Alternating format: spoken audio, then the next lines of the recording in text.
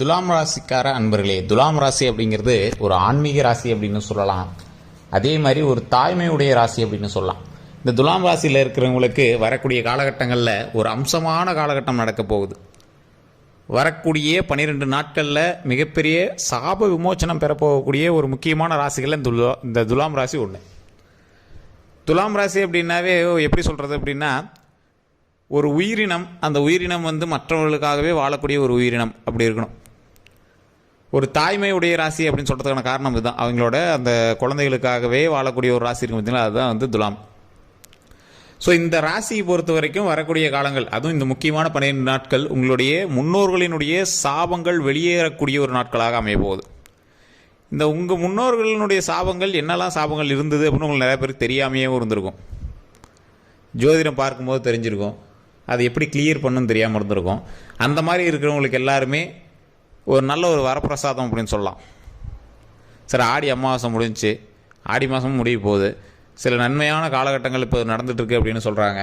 இது எப்படி நம்மளுக்கு சாதகமாக பயன்படுத்திக்கிறது? அந்த நன்மையான காலகட்டங்கள் தான் நடக்குதா, இல்லை அதில் ஏதாவது வேரியேஷன் இருக்குதா அப்படின்னு கண்டுபிடிக்கிறதுக்கு தான் தனிப்படையான ஜோதிடம் அப்படின்னு ஒன்று இருக்குதுங்க. உங்களுடைய பிறந்த நேரம், பிறந்த தேதி, பிறந்த ஊர், இதை மட்டும் நீங்கள் கரெக்டாக சொன்னீங்க அப்படின்னா, கீழே ஒரு ஃபோன் நம்பர் கொடுத்துருங்க டிஸ்கிரிப்ஷனில், ஸ்க்ரீன்லேயே ஒரு நம்பர் ஓடி இருக்குது, அந்த நம்பருக்கு ஃபோன் பண்ணி சொன்னீங்க அப்படின்னா போதுமானது. உங்களுடைய துல்லியமான ஜாதகம் A to Z, இன்றைக்கி கிரகம் உங்களுக்கு எந்த அளவுக்கு சப்போர்ட்டாக இருக்குது அப்படிங்கிறது உட்பட எல்லாமே தெளிவாக சொல்லிடுவோம்.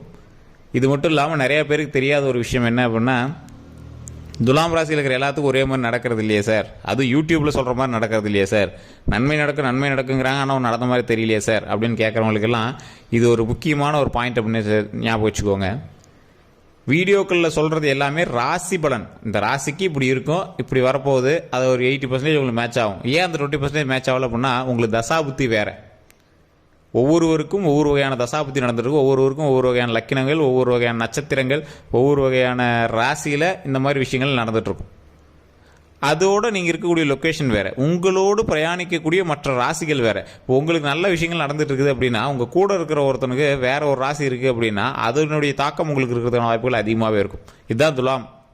துலாம் ஒரு ஒற்று ராசி அப்படின்னு சொல்லுவாங்க, தாய்மையுடைய ராசி. அது மற்றதுக்காகவே தான் பார்க்கும். அப்போ உங்கள் கூட என்ன இருக்கோ அவங்களுக்காகவே தான் பார்க்கும். கூட இருக்கிறவங்க ஃபீல் பண்ணியிருந்தானா அவனுக்காகவே ஃபீல் பண்ணும், உங்கள் கூட இருக்கிறவங்க ஹாப்பியாக இருந்தானா அதுக்கும் சேர்ந்து ஹாப்பியாக இருக்கும். அந்த மாதிரி ராசி. ஸோ இந்த ராசியை பொறுத்த வரைக்கும் இனி வரக்கூடிய காலகட்டங்களில் ஒரு அற்புதமான காலகட்டம் சார், அற்புதமான காலகட்டம். மகிழ்ச்சி பொங்கக்கூடிய ஒரு நேரம், தொழிலில் செழிக்கக்கூடிய ஒரு நேரம். அந்த தொழிலில் நீங்கள் முன்னாடி கால் எடுத்து வைக்கும் போது உங்களுக்கு ப்ரமோஷன்ஸோ அல்லது வருமானத்தில் அதிகமோ இன்க்ரிமெண்ட்டோ ஏதோ ஒன்று உங்களுக்கு பாசிட்டிவாக கிடைக்கும்.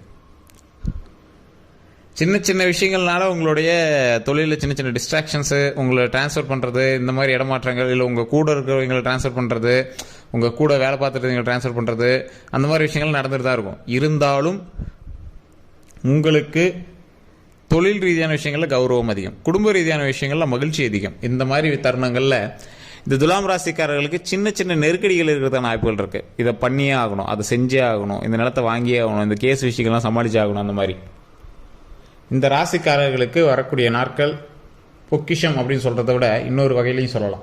என்ன அப்படின்னா, இந்த ராசிக்காரர்கள் அவங்களுடைய கையில் ஒரு குச்சை வச்சுக்கிட்டு ஒரு விஷயத்தை துரத்துறாங்க அப்படின்னா, அந்த குச்சி அந்த குச்சை நம்பியே இவங்க மூவ் ஆகிட்டு இருப்பாங்க அப்படின்னு சொல்லுவாங்க.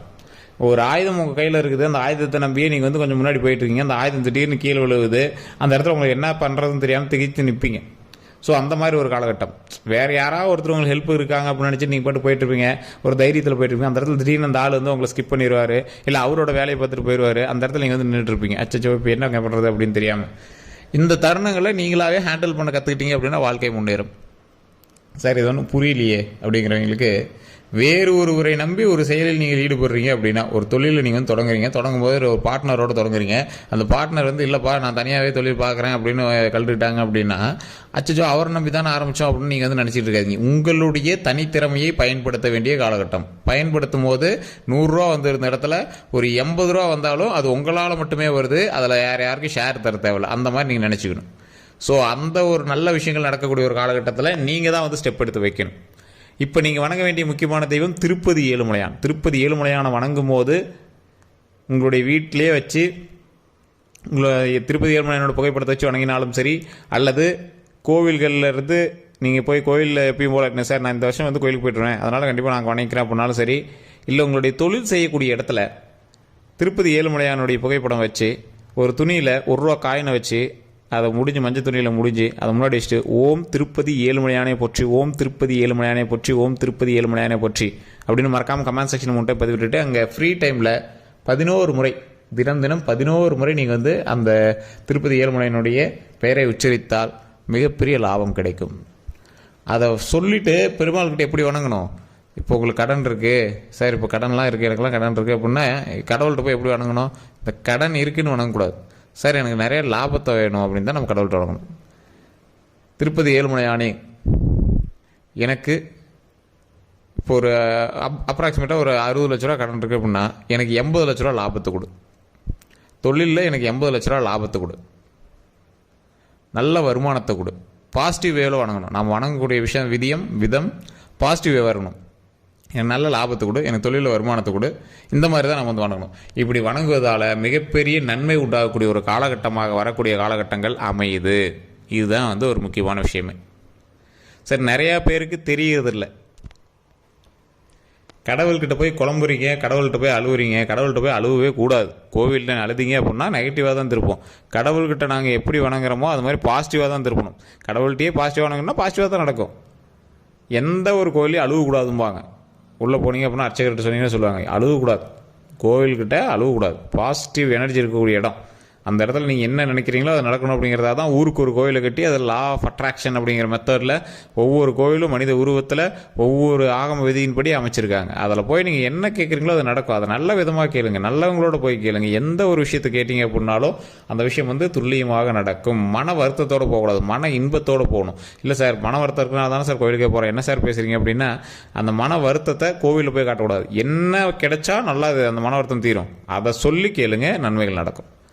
தொழிலில் நல்ல ஒரு வினோதமான ஒரு வருமானம்னா இத்தனை நாள் பார்த்துருப்பீங்க அந்த தொழிலில் பெருசாக லாபம் கிடைச்சிருக்காது, திடீர்னு லாபம் கிடைக்கும். சார் இப்போ நீங்கள் உங்களோட ஃபேமிலியே ஏதாவது தொழில் தொடங்கியிருப்பாங்க, அதுக்காக நீங்களும் சப்போர்ட் பண்ணிகிட்டு இருப்பீங்க. திடீர்னு பார்த்தா அது இன்னும் ரொம்ப லோவாக ஓடிட்டு இருக்கும், என்னன்னே தெரியல அப்படின்னு நீங்கள் வெயிட் பண்ணிட்டு இருக்கும்போது திடீர்னு ஒரு வருமானம் வந்து பிடிக்கும். சூப்பர்ப்பா, திடீர்னு வருமானம் பிடிச்சிச்சு அப்படிங்கிற மாதிரி இருக்கும். அப்போ உங்களுடைய டார்கெட்டை அச்சீவ் பண்ணுவீங்க. நீங்கள் எதிர்பாராத ஒரு வருமானம் நீங்கள் எதிர்பார்க்காத ஒரு முறையில் கிடைக்குது அப்படின்னா உங்களுடைய தொழில் அவ்வளோ மேன்மை அடைய போகுது அப்படின்னு அர்த்தம். கொஞ்சம் கொஞ்சமாக தான் பூம் ஆகும். இப்போ தானே ஆரம்பிச்சிருக்கீங்க சார். ஒரு தொழில் ஆரம்பித்தாங்க அப்படின்னா ஃபஸ்ட்டு அவங்களுக்கு வந்து நஷ்டத்தை தான் சந்திப்பாங்க, அதுக்கப்புறம் தான் லாபத்தை சந்திப்பாங்க. அதுதான் இப்போ கொஞ்சம் நஷ்டங்கள் சந்திச்சாச்சு, இதுக்கு மேலே லாபத்தை சந்திக்க போகிறோம். அதுக்கான ஸ்டெப் எடுக்கணும். ஃபஸ்ட்டு எந்த அளவுக்கு பூஸ்டப்பாக நீங்கள் இறங்குனீங்களோ அந்த அளவுக்கு இப்போ பூஸ்டப்பாக வந்து ஸ்டெப் எடுக்கிறது வைங்க. இல்லை சார் டெய்லி கையிலேருந்து அமௌண்ட் போடுறோம் சார். நீங்கள் வேலை வாங்குகிற இடத்துல இருக்கீங்க, வேலை செய்கிற இடத்துல இல்லை. துலாம் ராசிக்காரர்கள் வேலை வாங்குகிற இடத்துல இருக்கீங்க. நிறைய பேருக்கு தெரியும், உங்களுக்கே தெரியும், இந்த ராசிக்காரர்கள் ஒரு வினோத ராசி, தெய்வத்தினுடைய நேரடி தொடர்புடைய ராசி, குலதெய்வத்தினுடைய அதீத அன்பான ராசியில் இந்த துலாம் ராசி தான் ஒன்று. ஸோ இந்த துலாம் ராசிக்காரர்கள் நீங்கள் குலதெய்வத்தை வணங்கினால் குலதெய்வம் கூடவே வந்து நிற்கும். உங்களுக்கு சப்போர்ட்டுக்கு உங்கள் அப்பா அம்மா பக்கத்தில் இருக்கிற மாதிரி. சார் அப்பா அம்மா தான் சார் ஒவ்வொரு டைம் இது பண்ணுறாங்க அப்படின்னா குலதெய்வம் உங்களுடைய முன்னோர். நீங்கள் என்ன மாதிரி போகணுமோ அந்த மாதிரி உங்களை வந்து சப்போர்ட் பண்ணுவாங்க. ஸோ அதை மைண்டில் நல்லா வச்சுக்கிட்டு அதற்கு தகுந்தாறு போல் நீங்கள் ஸ்டெப் எடுத்தீங்க அப்படின்னா மிகப்பெரிய நல் வரங்களை கிடைக்கக்கூடிய ஒரு காலகட்டமாக அமையும். இது மட்டும் இல்லாமல் நிறைய பேருக்கு சில கேள்விகளும் இருக்கும். சார் சின்ன சின்ன கேள்வி எனக்கு இருக்குது. இந்த கேள்வி என்ன அப்படின்னா, துலாம் ராசிக்காரர்களுக்கு சில சாப விமோசனம் கிடைக்கும் அப்படின்னு சொல்கிறாங்க. சாப விமோசனம் இந்த டைமில் எப்படி சார் கிடைக்கும்? நீங்கள் உங்களுடைய முன்னோர்களுக்கு செய்யக்கூடிய விஷயத்தில் இருக்குது. சார் நீங்கள் குலதெய்வம் கோயிலுக்கு போகாமல் இருக்கீங்க அப்படின்னா கண்டிப்பாக போயிட்டு வரக்கூடிய ஒரு நேரம். அப்படி இல்லையா, எந்த கோவில் பக்கத்தில் இருக்கோ அங்கே முதியோருக்கு ரொம்ப முடியாமல் இருக்காங்கல்ல அவங்களுக்கு ஒரு வேஷ்டியோ இல்லை சேலையோ, இல்லை 2 பேர் இருக்காங்க அப்படின்னா 2மே வாங்கி அதில் எங்களுக்கு தேவையான 100 பணம் வச்சு அங்கே கொடுத்து வழிபட்டு எங்கிட்ட ஆசீர்வாதம் வாங்கிட்டு வரணும். இல்லாதவர்களுக்கு ஒன்று கொடுத்து அங்கே மன மகிழ்ச்சியோடு எங்களுக்கு வயிறு நிறைய ஏதாவது சாப்பாடோ இல்லை ஏதாவது ஒரு டீப்னியில் போட்டு போங்க சார், தயிர் சாதம், எலுமிச்சை சாதம், இல்லை தக்காளி சாதம், இது ஏதாவது ஒன்று போட்டு போயிட்டு அதில் ஒவ்வொரு கரண்டி வலிச்சு கொடுங்க. அது அவ்வளோ நன்மை கிடைக்கும். அந்த நன்மை எந்த அளவுக்கு வந்து பாசிட்டிவ் வைப்பாக இருக்குன்னு உங்களுக்கு தெரியாது, அந்த அளவுக்கு பாசிட்டிவ் வைப்பை கொடுக்கும். வாழ்க்கையில் முன்னேறுவதற்கு இது ஒரு ஸ்டெப்புங்கிறது இதனால் தெரியாமல் போச்சு அப்படிங்கிற அளவுக்கு அது வந்து பாசிட்டிவ் வைப்பை கொடுக்கும். ஸோ இந்த விஷயங்கள் எல்லாமே கண்டிப்பாக ட்ரை பண்ணி பாருங்கள். உலகளாவிய அனைத்து மக்களும் இறைவனை வணங்குவதை எப்படி வணங்குவதுன்னு தெரியாமல் வணங்கிட்டு இருக்கிறாங்க. கஷ்டங்களை தீர்ப்பதற்கு ஒரு ஆள் இருக்காங்க அப்படிங்கிறது தெரியுது, ஆனால் அவர்கிட்ட எப்படி சொன்னால் அந்த கஷ்டங்கள் தீரும் அப்படிங்கிறது தெரியல. ஏதோ ஒரு வகையில் கஷ்டங்கள் தீரும் போது கடவுள் காப்பாற்றிட்டு அப்படின்னு நினைக்கிறாங்க. கடவுள்கிட்ட பாசிட்டிவ் வைப்பாக நீங்கள் வேண்டிங்க அப்படின்னா கண்டிப்பாக பாசிட்டிவ் வைப்பாக நடக்கும். லா ஆஃப் அட்ராக்ஷன் இந்த உலகத்தில் மிகப்பெரிய சக்தி அதுதான். ஸோ நான் முன்னாடி நான் சொன்னதான், இறை வழிபாடு கண்டிப்பாக பண்ணுங்கள். இந்த 12 நாட்கள் கவனமாக பண்ணுங்கள். முடிஞ்ச அளவுக்கு அந்த முன்னோர்களுக்கு செய்யக்கூடிய விஷயங்களை இல்லாத சில முதியோர்களுக்கு செஞ்சு அதன் மூலமாக நன்மையை தேடுவதற்கு ஒரு சூப்பரான ஒரு காலகட்டம். ஸோ அதை கண்டிப்பாக பண்ணுங்கள். இந்த வீடியோவை சப்ஸ்கிரைப் பண்ணால் பார்த்துக்கிங்கன்னா சப்ஸ்கிரைப் பண்ணி பக்கத்தில் பெல் பட்டன் ப்ரெஸ் பண்ணிக்கோங்க. ஃபேஸ்புக்கில் பார்த்தீங்கன்னா ஃபாலோ பண்ணுங்கள் சார். கண்டிப்பாக ஃபாலோ பண்ணிவிட்டு அடுத்தது நீங்கள் வந்து சப்ஸ்கிரைப் பண்ணிவிட்டு நீங்கள் வந்து பார்க்கலாம். இந்த வீடியோ கண்டிப்பாக உங்களை நண்பர்களுக்கு பார்க்குறீங்க. எல்லோருக்கும் நன்றி நண்பர்களே.